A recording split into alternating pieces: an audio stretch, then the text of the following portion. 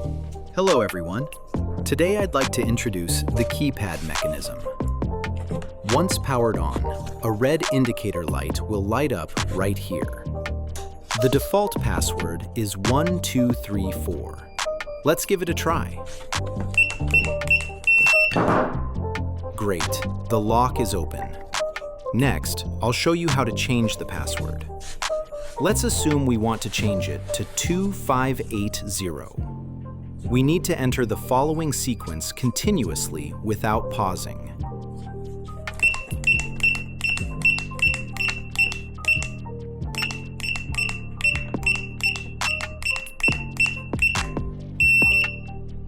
And just like that, the password has been successfully changed.